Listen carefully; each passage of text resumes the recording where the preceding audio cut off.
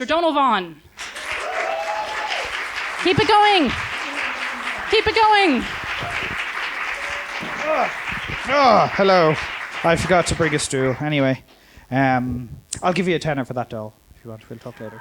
So, oh, no one else heard that.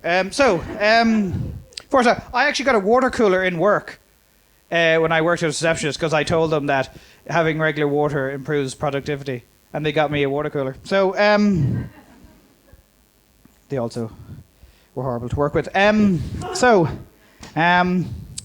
Something else. I think, before I start, I think that, because I was reading that thing about the depression thing and it wasn't cheering me up. So, but no, because the thing was, because I have a BS, that's all I have. BSc, sorry, not a BS.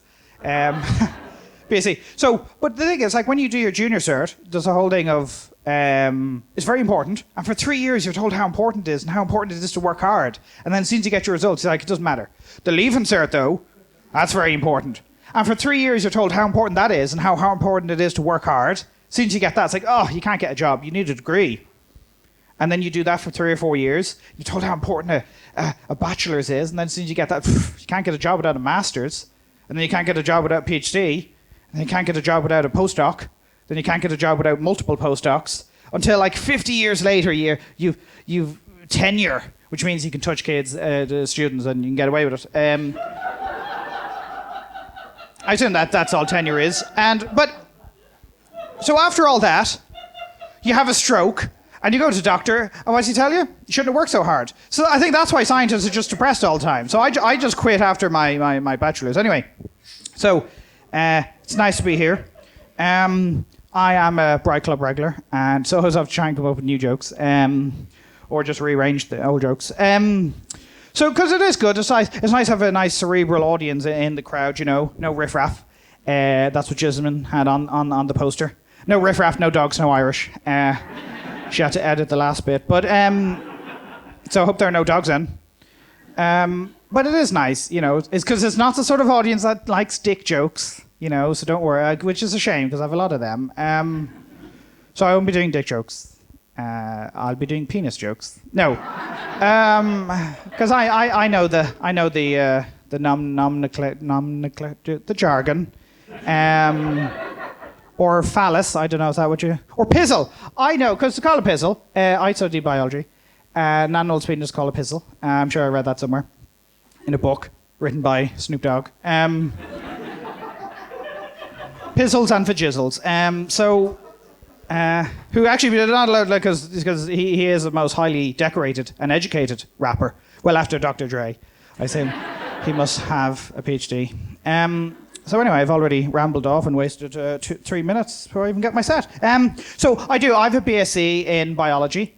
It's I know a bachelor's in biology. It's kind of like the arts degree of the science world. So you don't even have your own Nobel Prize. We do. It's medicine. Which is biology for grown-ups. You know, but still, you know, it's nice. So I thought I'd do some sciencey jokes that I don't normally do in my set. Two tectonic plates go into a bar. Classic. Two tectonic plates go into a bar, and they go up to the barman. They take their time, you know, they move slowly. And they get up to the barman, and the barman says to them, did you hear about this earthquake? And one of the plates looks at the other and goes, oh, I think that was our fault. So that's please. They get a lot worse. So why did the scientist take his trigonometry tables down to the beach? He was working on getting a tan.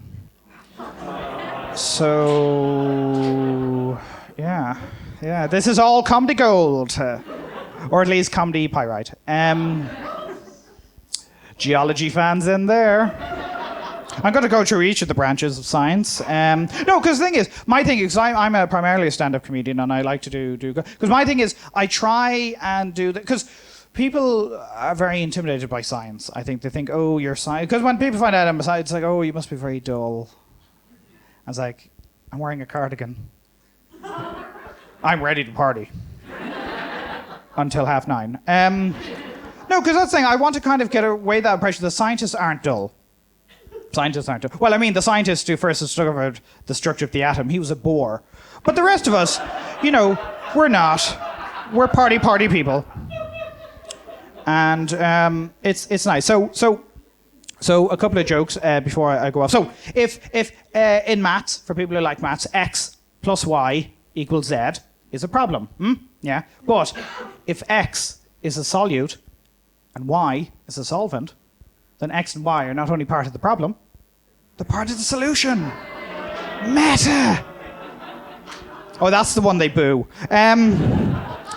Do we have any fans of Doctor Who in the house? Yes, good. So, the telephone box is the TARDIS, and how does Doctor Who get his TARDIS repaired? He goes to a quantum mechanics. So I've lost the crowd. No, it's okay. So that's really the sciencey end of it. But I was actually genuinely on the way in, and I saw a gay couple. They were holding hands and being all coupley. And this is like the 5th time in 2 weeks I've seen this, and I think it's quite nice that we're. It's showing how Ireland is progressing. It was a different couple each time. I'm not just stalking my boyfriend and my ex-boyfriend and his new partner, regardless of what they say or what CCTV footage says. You know, but it's nice. You know, but I am single, so I've joined a new dating app. There's a new dating website for fat people like me to meet other fat people. It's called Plenty of Fish. And a large chips. So it's quite good. There's no pictures. You know, it's quite good. But no, because he's dying. Is there a doctor in the house? I meant a real one. I mean, it's not like a Ross from Friends doctor. So he must be listening to someone else. But so anyway, no, because I am a homo, and it's not. Sure, aren't we all? And I first discovered I was a homo. I remember I was 14 and I was in the boys' changing room and I was walking around fully erect. So that's how you know. Little anthropological humour there. Forgot to do the leg kick, but it's nice. No, I am. It's kind of because life changes, New Year and all that. A couple of weeks I was walking by and I saw a man standing on a bridge and he was going to jump. I said, "Don't jump." And he said, "Why? I've nothing to live for." And I said, "Don't be silly. You've got so much potential. And if you jump, you'll turn it into kinetic and eventually sound as you smush into the pavement." I know that's a bit dark. It's okay. It's only a joke. I actually just ignored him. So it is good. So I kind of, because I'm trying to diet now, I'm trying to diet. I'm going to wait for the new year though. You know, it's only 11 and a half months away, and or why not 2020, round it up, and then I'll think about it, you know. But I've been inside a gym for the first time, and I can't remember his surname, but it's good because it's. But oh, bless. I'm clearly going away from science now. But no, I was in a gym and I was on one machine for a whole hour. It's called the vending machine. It's great. You get the. No, I'm not really much of a dude magnet.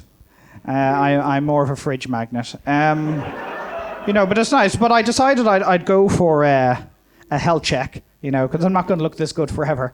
And went along to my doctor, and he essentially did a whole bunch of tests on me.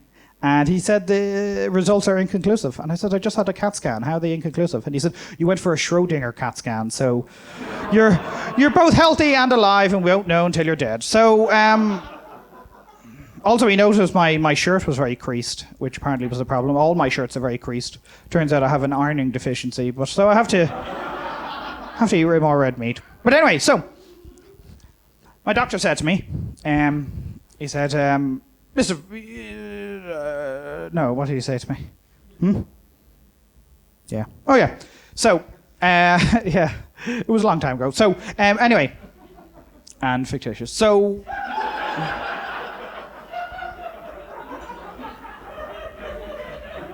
because essentially what my doctor said to me, he said, "I'm morbidly obese." Morbidly obese. How Dr. You flirt. Doesn't seem very scientific, does it? Morbidly. Like, didn't sugarcoat it, you know? I love things sugarcoated. Like, morbidly. Like, not I'm excessively jolly or I'm retaining a bit too much fun. Or just left it at obese, I would have cracked the code. Morbidly means I'm so fat that when people see me, they're reminded of death. But I have to learn to take a compliment. So, anyway, he said to me, look, Mr. Vaughan, you're going to need to, lose some weight. And I was like, ugh, Dick. Because that's his name. And I said, Dick, I don't need to lose weight. What I in fact need to do is lose mass. Burn. If all I had to do is lose weight, I could just go to the moon. Oh. So, because I'm gangster. He didn't find it very funny. So, to get his own back, he decided to give me a prostate exam. Which I loved, so joke's on him. And I guess I'm not single anymore. So, with that, that's actually my stool I'm sitting on, so I'm going to have to walk all the way back down with that. I've been Donal Vaughan. Thank you very much. Donal Vaughan, everybody!